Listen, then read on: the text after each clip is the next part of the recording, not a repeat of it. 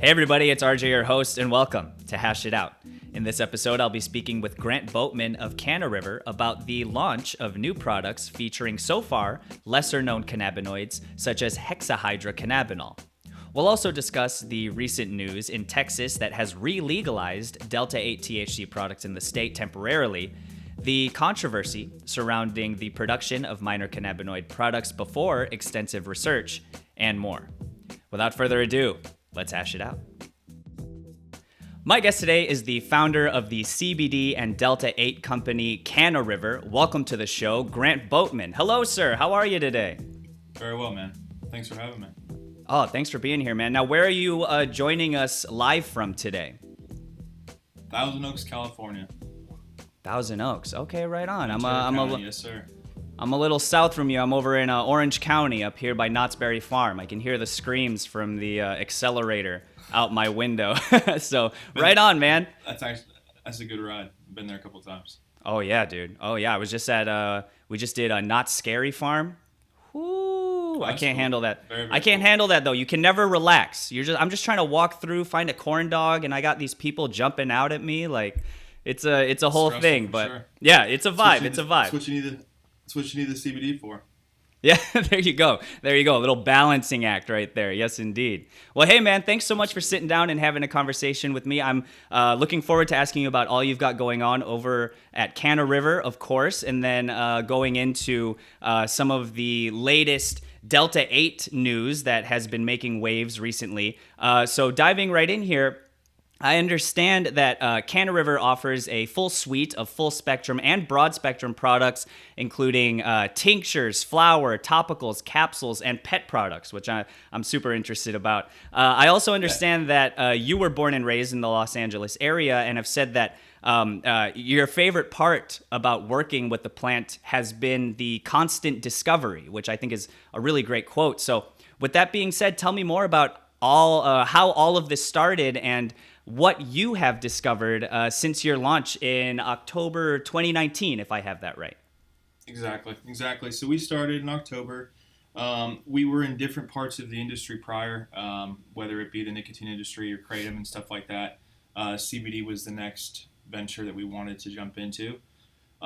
We focused heavily on high-strength products. A lot of the products that were out there that I saw, they were all 250 milligram, 500, 1,000. Very light stuff. I mean, the normal human needs about 600 milligrams a day to actually feel the benefits from CBD. So we focused on higher strength stuff. So we started at 1,000. Above that was 2,500, and our highest is 5,000. We come out with a 10,000 here shortly. But everything that I've done so far in my life and business has always been based around being fair, as far as the price and everything else. Quality has always been a big thing for us as well too. So we tried to make it reasonable for everyone. It's always been my goal to have everyone be able to try it. I mean, let's face it, there's not a lot of people who can spend $100 on a tincture. It's just not reasonable for most. And I kind of faced that problem when we first started. And a lot of people, I think, have taken it too far and for too long. So anything that I ever try and do, I try and disrupt. So we always made things fair from the beginning. We made them higher strength. We came out with a wide variety of products. Tinctures were the first thing. And then as the industry developed and stuff like that, we just kind of followed suit and just started to launch other things that people needed, such as Delta-8 or HHG, the flower, balms, lotions, anything that someone could use to benefit them throughout the day.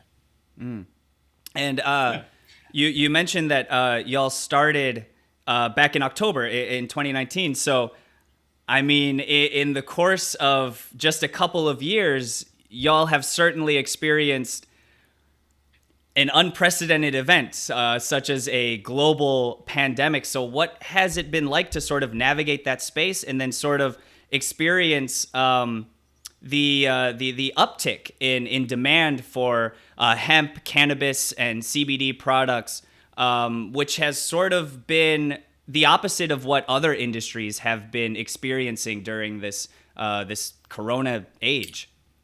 Yeah, it's been a fun industry to be in during this time because it's actually been quite beneficial for people to use this product during this time. I mean, with obviously people being fearful of COVID and, you know, PTSD from it and all sorts of stuff, which is understandable. Like, there's a lot of people who actually benefited from us.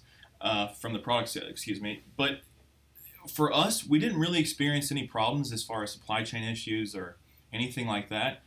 Coming from a background of ISO and CGMP and all the things that we've done throughout the course of our history, I've been in this industry, so to speak, since 2014 with other products, like I said. So between the operations managers we have here and the supply chain coordinators and all the different quality directors we have, it was pretty easy. It's been crazy to see how over the last 3 years how much it's changed, honestly, like the landscape, so to speak. Like when we first started, just as an example, we were buying kilos of CBD, whether it was broad or full spectrum, for $6,000 to $8,000 a kilo. I mean, just on the raw material spectrum, to see how much that's changed. I mean, now you can buy kilos of CBD for $300, $400, $500. So that landscape's changed, but that's been great also because we've been able to pass all those savings along to our customers. And we've always been super consumer focused, and so I have a person here, for instance, who specifically just reads the reviews that get posted, and anyone that we see that is using the product and he's a vet or someone who has cancer or anything like that, we make sure to find their name and their address and send them more products for free. Because like I said, I mean, even at the prices that we have, which are half if not a quarter of what most people charge, it's still a lot for people. I don't expect people to spend $200 an order, $300 an order. It's like it's very easy for us to send out extra stuff and just try and help, man. I mean, like I said, this whole entire industry is great, but it's not worth much unless everyone can try it. I mean, there's a lot of people with $20 in their pocket, and there's not a lot of people with 100. So the more we can service people who actually truly need it, who are struggling, that's kind of been our focus from the start. Yeah, I dig that, man. That's a really great message. I've said it before on this show that I think it's paramount that the cannabis industry and the hemp industry, by extension, really set itself apart from others in that it remains something that is community-based and community-driven, and really prioritizes giving back and providing these goods to the people who really need it, regardless of whatever their budget may be, right? So I'm really glad to hear that. Yeah, totally. And it's been great to see people. It's been great to see people progress with it too. I mean, not that I was ever a skeptic, but even for me, CBD wasn't something that I was super familiar with. I mean, cannabis has obviously been around for ages and stuff, and that's always been super familiar to me. But to be honest, in the last couple of years, I didn't even maybe 4 or 5 years ago is when I really started to hear about it. But I always knew it was, I mean, from a raw material perspective, it was outlandish, the prices that were out there 5, 6, 7 years ago. I mean, you used to be able to buy kilos of CBD for 30 grand, 40 grand. It was unreasonable. Yeah. So, I mean, a tincture back then really did cost $500, and people really weren't making much on it, but it wasn't something that anyone could ever really adopt, right? And so to see the progression in that was huge, but to also see the people who have chosen to buy, acres of land in North Carolina and grow hemp for their family, and then see that hemp be bought and that biomass be purchased, and then see this extractor who just went out on a limb and bought the extraction equipment, and now he's working specifically with that farm, and then to see him create that raw material and that oil and have us purchase it, and just to see people who have never been involved in business find so much joy in the plant, and seeing the steps that people take to end up getting it to a finished product is pretty cool. I mean, I think it's super interesting. Yeah, definitely. And it continues to develop as well. I want to sort of shift gears here a little bit to talk about, you mentioned just a few minutes ago that, Canna River has, ever since your launch, has been working to release new products with new cannabinoids and new chemical compounds and things like that. And, the smaller, lesser known cannabinoids have certainly been major topic of discussion increasingly over the past months, years. Delta-8 THC has certainly been one of the bigger ones. But I want to talk first about HHC, or for those who may not be familiar, Hexahydrocannabinol. Now, this is a cannabinoid that was first created in 1944 by the American chemist Roger Adams when he added hydrogen molecules to Delta-9 THC with a process called hydrogenation. These days, the cannabinoid is typically derived through a process that begins with hemp, and I understand that Kanna River is working to offer HHC products in the coming weeks. So, what more can you tell me about that? So through the course of the history for us, we've been really good at paying attention to the market. And Yeah. for a long time, a lot of these things didn't exist, right? So it kind of all started, I'll go back a little bit. It kind of all started with Delta-8. As soon as people figured out that they could remediate specific cannabinoids out of products, so like for instance CBN or CBG or whatever it was, right? There people started to get creative. And then once the Farm Bill Act came out and everyone kind of knew what the rules were, people really started reaching. So then Delta-8 became a thing. And even for us, it's like, I'm not an extractor, I don't grow flower, but to see these extractors get created and be able to pull out specific parts of the plant was awesome. So Delta-8 became a big thing. And when that became a big thing, it just all kind of took off from there. Then you have D10, you have HHC, you have THCO, you have all these things. Out of all of them, HHC has been the one compound or part of the plant, so to speak, that has been the cleanest that we've seen from a testing perspective and everything else. It's not as strong as your normal D9 THC, but with high levels of it, it could get to that same kind of place. But yeah, whether it's D8, D10, or HHC, they're all clean parts of the plant, and it's crazy that inside of the Farm Bill Act that it's accessible. And I think in a lot of respects, so I have different parts of my business, like I said. So there's Canna River. I actually own a manufacturing company in the same building as well too. So for Canna River, we've been vertically integrated the whole time. So we don't sub out any of our work. I mean, I buy labels and bottles and stuff like that from different vendors, but we do all the mixing, we do all the testing here. We have our own lab. So we're vertically integrated from top to bottom for the most part. So to see these specific cannabinoid, parts of the plant, so to speak, come to fruition and see the market slowly adopt them has been crazy. So the first step we've taken in the HHC part of it has just been a disposable. So we have the biggest disposable in the industry right now. It's a 2.5 gram disposable. There's no regulations on size, so like I said, everything for us is bigger and better and more strength for the same price, if not less. Most people out there doing half grams, 1 grams. We chose to do a 2.5 gram. We designed it specifically with China, and it's a beautiful device. It's something that we're already using right now for our D8 D10 combo. But yeah, HHC is the newest thing that we've adopted. There's a company in Colorado that we work closely with who was able to extract it first. Yeah. And we launch it in probably the next 7 to 10 days, and we'll go for it. But with a lot of the heat that people get from D8 and D10 in different states and Texas, and I think if I'm not mistaken, there's 7 to 9 states currently that ban D8 and stuff like that. HHC right now across all 50 is completely legal, and we'll see where it takes us. But the key to all of this is just having a wide variety of products. I mean, because not everything is a one-fit-all type of thing for everyone. So whether it be all the flavors we offer in the tinctures and the strengths, whether it be for pets or the balms or the creams. Some people, don't like to take a tincture sublingually. Some people just like to vape. Some people only like to smoke flower. So having the options has really been the key. And like I said, we started with tinctures, and that was kind of that's the most used form of taking CBD, if I'm not mistaken, is sublingual tinctures. But I think creating a marketplace for anyone to be able to use the products, whether, like I said, it be for vaping or smoking or rubbing it on as far as a balm. I think it's been great. I mean, it's definitely brought in a whole different crowd of people, and the loyalty programs we offer and all sorts of stuff. It's like this company for me, and like I said, it's not the first one I've done, and all the rest of them are very similar in the sense of the way that we help.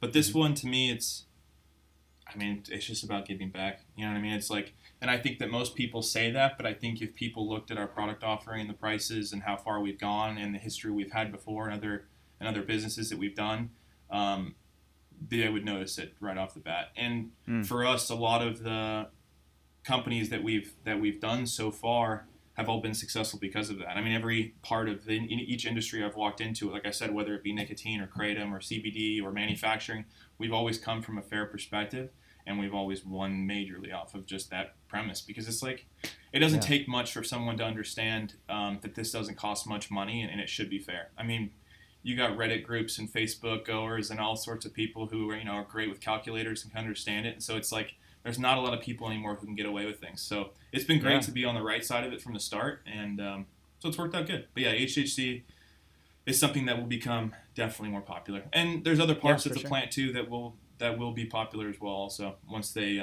come to fruition and the oil gets created. Totally. And you sort of mentioned the sort of controversy that has been surrounding these minor cannabinoids that have been sort of brought into the spotlight lately. For those out there who may not be familiar, Delta-9, when we refer to Delta-9, that's a cannabinoid that occurs naturally in hemp in trace concentrations and then is altered using commonly fractional distillation as well as temperature and pressure variations. According to Leafly, HHC, there isn't as much research about it just yet, but it is, like we mentioned, an up-and-coming in popularity cannabinoid. So the research will come, as it has with other cannabinoids and with cannabis and hemp in general. But my question for you is, some cannabis companies and those in the cannabis community have asked, you kind of already talked about this, but in a world where Delta-9 THC already exists, then why do you see it as a valuable opportunity to pursue these minor cannabinoids? And then what is it like for you to sort of operate in this like really divisive sort of space right now? I mean, like, what isn't divisive in this country anymore in this day and age? But yeah, what's that been like for you? So I see all sides of it, right? So outside of having Kanna River as a consumer-facing brand, we also do manufacturing. So we, do CBD manufacturing and Delta-8 manufacturing for, 15, 20 different brands all across the country. Sure. And so to be on that side of the fence and see these other business owners sell the products that they sell and the different platforms that they do it on, and then to also have a brand myself, I get to see kind of all sides of all the problems and all the great things about it too. I think for people who have cannabis-facing businesses, I think Delta-8 and Delta-10 and HHC and a lot of these compounds, they're not a threat necessarily, but no one can be mad at the forward, thinking mind that all of these people have to be able to dissect the plant that way, right? It's like the Farm Bill Act was created, everyone knew what the playing field was, and then everyone has taken it and ran with it. So, given that Delta-9 is obviously regulated the way that it is across the states that it's legal in and this and that, it's been a game changer for people. And this is just an example, and I'm not sure, but let's say Wisconsin doesn't have recreational medical use for cannabis. But let's say there's someone there who genuinely needs something that would benefit them. It's like Delta-8's a great option. So for a lot of states like that have never really had any chance to purchase products like that, I mean, it's been a godsend for a lot of people. So from the Delta-8 perspective, D10, HHC perspective, it's like it's been so cool to see people be able to take advantage of it and actually put it to use. And honestly, I don't think a lot of people, I mean, even from like a government standpoint, and obviously you're seeing it now in Texas and stuff like that, I don't think anyone even really was forward thinking in that manner when they even really created the Farm Bill Act. Or I think they were just looking at the products that were on the market and they were like, okay, this is what it is. Sure. This is what we got to, try and figure out. This is what we'll control. This is the different THC levels that to be compliant. And then I don't really, and then it just kind of spun from there. But it kind of is, I'll give everyone credit in this industry who continues to evolve. I mean, that's the coolest part about all this stuff. Anything that is, CBD related, nicotine related, kratom related, all these different products, it's like there's such an evolution in them, and it's so cool to see them from the start till the end. Because like I said, I mean, it's like you used to be able to buy a tincture for $500, and now you can buy a 5,000 milligram tincture for $50. It's like, that's crazy. And to see CBN be a popular thing, and CBG and all these things that were so expensive per kilo back then, that it's like there wasn't a CBG tincture back then because it would have been $500. It wasn't worth it. And now to see someone who would specifically benefit from that part of the plant only and be able to actually have that delivered to them is nuts, and it's like, it's just been a cool ride to see. And I get from a lot of different states' standpoints the problems with it. Because, I mean, look, anything can be abused, right? So it's like, I totally get that. And, even in the legal THC space, it's like you still have people who have problems with it. And I've never consumed a gummy before and, have a wild ride one night and I've never experienced it. So it's like, it's the same thing in this space. It's just, I think for a lot of different states now, they're realizing like, wow, this isn't much different. We said this was okay. We never thought it would get this far. And like, look at how creative they've been and how much they've taken over. I mean, when we started doing manufacturing probably 4 years ago, like I said, in the nicotine space is where we started, and then CBD became a thing.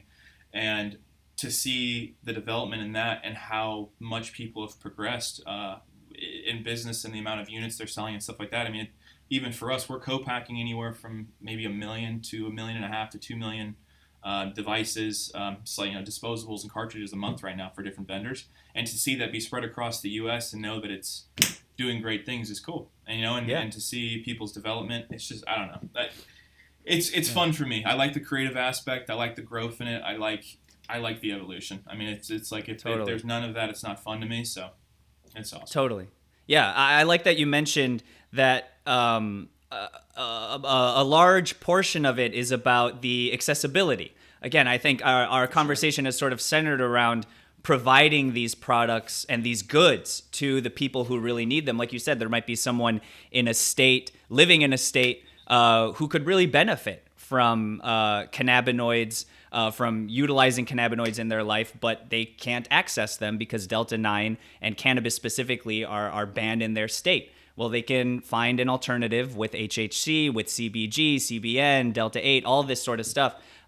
So it's that accessibility. And, for me personally, it is astounding to see how versatile these plants are, cannabis and hemp, like the different things you can extract from them, and the different applications for them, the different consumption methods or extraction methodologies. Like, there's always something new coming out still, and it's that has really been great to see. And we've been mentioning Texas throughout our conversation here, because it is all about accessibility, and these people who may be living in states that don't have cannabis legalization are finding alternatives with these Delta-8 products or these HHC products. But then you also have states now that are cracking down on that, Texas being one of them. They've made it very, very clear that the Texas state lawmakers have made it very, very clear that they don't get down with Delta-8 THC. It's the spawn of Satan. But recently, a Travis County judge issued an injunction upon the Department of State Health Services that results essentially in the re-legalization of Delta-8 THC in Texas, at least for the time being. So my question for you is, as a company, as you said, that ships all throughout the United States, what is it, or what are your thoughts on that recent legal news in Texas? And then what has it been like for you to sort of deal with differing regulations in different states, which, I mean, are also very nebulous and changing every single day? What has that been like for you? I'm sure it keeps you on your toes. So and I'll go back in history again, but I started in 2014, so I've been dealing with OSHA, I've been dealing with the health department, I've been dealing with the FDA, I've been dealing with hazardous waste disposal, I've been like, you name it, any government agency loves to come here and try and take their piece, understandably so. And so from the beginning, we always took the standpoint of the more open door policy we can have for all of these things to try and be a showcase for these people, the better, right? So, I mean, we've gotten awards from OSHA. We've gotten, our lab's FDA certified. Like, there's a tremendous amount of steps that we've taken over the last 5 to 6 to 7 years to make sure that there's nothing that we don't have, no matter what industry it's in, right? So, for Texas, it's been an interesting thing because, like I said, whether it's on the co-packing side or even for Kanna River, there's a lot of businesses done in Texas. Big state. There's a lot of great people there. Well, there's a lot of money that passes through that place. And it's definitely one of the highest consuming states out of the whole country when it comes to these products. And so to see them go through that was tough. And, everyone took a big hit from it. But at the end of the day, and I can't speak on laws too much without, maybe making a mistake. But what I do know is that Farm Bill Act was for the whole country. And so I think each state can maybe make their own laws individually, and that might be a thing, and that's obviously what we're seeing. But it's tough to make something illegal when you already made it legal. And then to see them actually go through it, and then to see it actually get overturned in the way that it did it's a good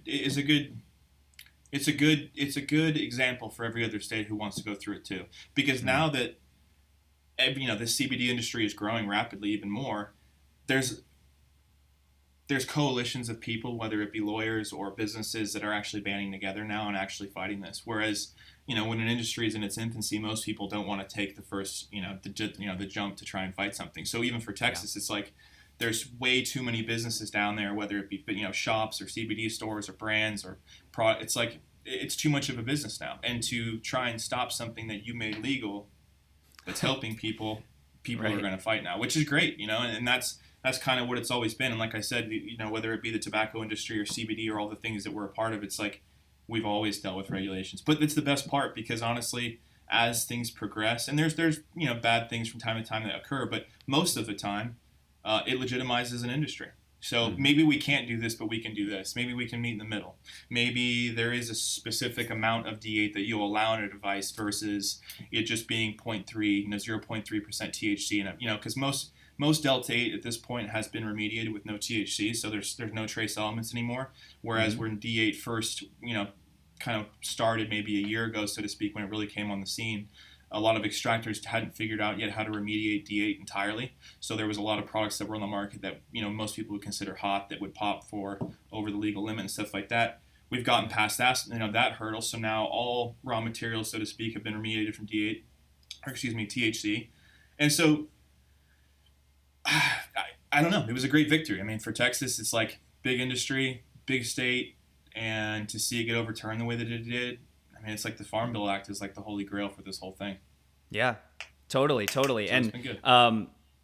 For those out there who are keeping track, that legal challenge regarding the ban of Delta-8 THC in Texas is set for a trial on January 28th, 2022. So we're going to have to keep our eye on that. But up until now, Delta-8 is legal in Texas. So if you're watching this in Texas, I mean, I'm not trying to encourage you I'm not trying to encourage you to stockpile buy like at the beginning of the pandemic, but be aware of that.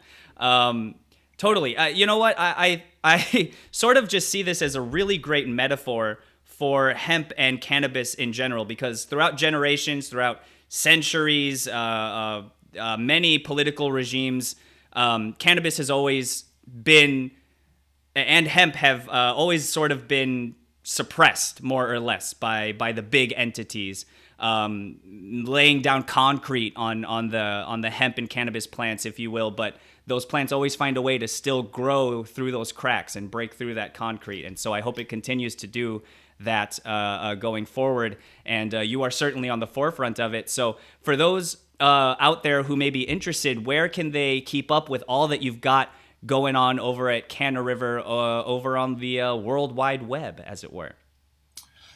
So we have our website, CannaRiver.com. We got a pretty good blog section on there that we keep up to date. The YouTube channel that we haven't been extremely active with it, but starting next week, we'll be posting videos either every week or every other week, just to try and talk about new things, updates, different state legislation stuff, product development stuff, new things that are happening. Instagram, Facebook, things of that nature. But, we're here for anything that anyone needs. Information, Totally. Products, help, whatever it is. I mean, a lot of people who want to be involved in this or want to try these products may not have the knowledge, but I think our website kind of speaks for ourselves as far as how we get people to understand things and not be too terrified to try stuff and give it a go.